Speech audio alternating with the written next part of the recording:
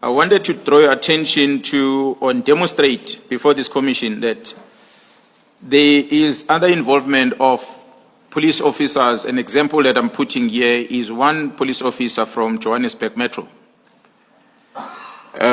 This police officer is a very close associate of the arrested Mr. Katiso Molefe. On the 5th of February 2025,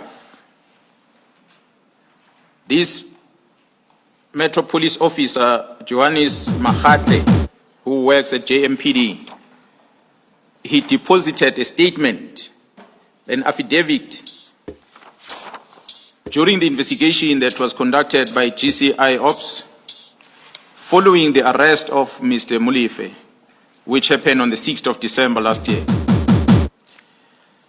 So this is him explaining in his own affidavit that he deposited. The reason for the team to approach him and ask him to deposit an affidavit is because of his presence during the arrest of Katiso Molefe and the role that he played on that day. I'm going to quote on what he says on his affidavit, Commissioner, on page 7222 on my statement.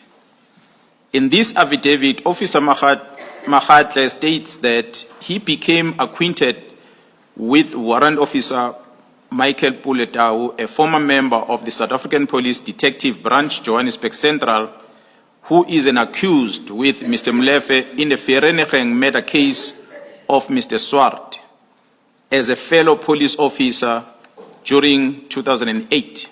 So it is him who's admitting that he's close friends with both of the suspects on the Vereeniging case.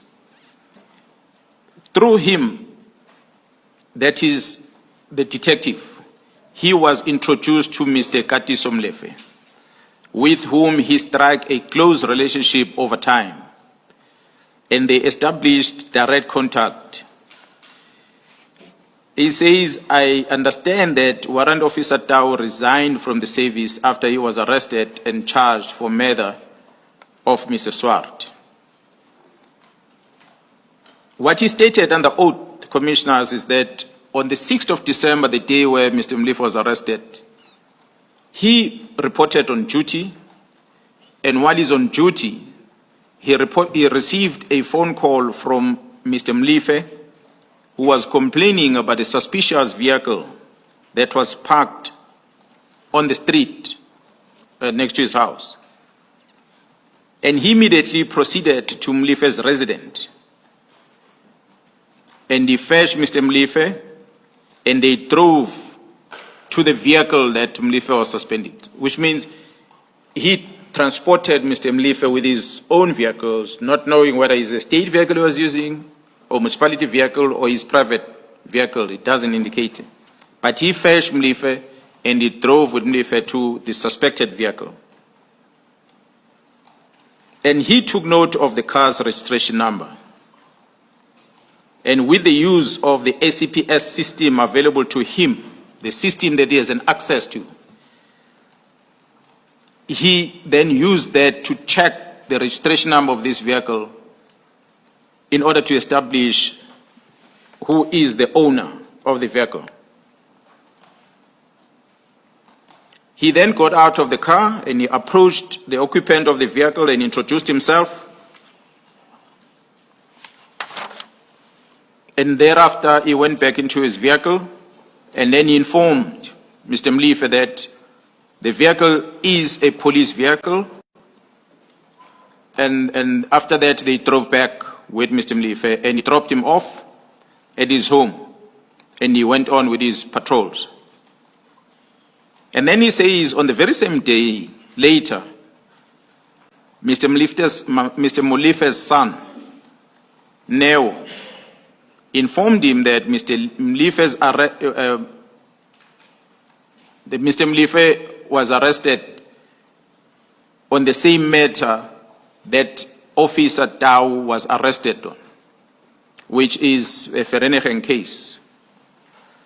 So as I said, commissioners that the team that is investigating that took this statement from him, they will come before this commission and they will explain in details about the role of this member. But my problem I have with him, other than knowing the person, but start doing the favors of the person, that becomes a problem. In that he then go and test the vehicle to establish the ownership, and he goes and brief his friend or his associate to say, oh, this is a police vehicle, so don't worry about it. That is the first concern that we have with regard to this officer. So which means he then he uses his advantage position of being a traffic police officer to advance the interest of Mr. Katisomlif. There are many other things that are contained on the statement, and also to confirm, Commissioner, whether on the day was he on duty or not, officially, that he claimed he was on duty for. The team that is going to come will come and explain further to the Commissioner that what have they discovered, whether was this man actually on duty on the day when he claims that he was on duty or he was not on duty. He might have perhaps provided the wrong information. And that is as far as I want to leave in as far as the Metropolis is concerned. Thank you, General. Sorry, before you leave that, General, paragraph 228 of your statement. Yeah, Commissioner, if I may read this one on the record, where it says that he also renewed licenses for vehicles at Mr. Molife's request, for which he will receive gratification. So Mr. Molife will ask him to register the vehicles, and he will do that, and of course, there will be a reward coming from Mr. Molife in that regard. So the affidavit that he wrote, we attached it here. Although it's handwritten, I hope the Commissioner will be able to see as marked MK18 on the annexures of this individual. So we want to demonstrate, Commissioners, that a police officer of his status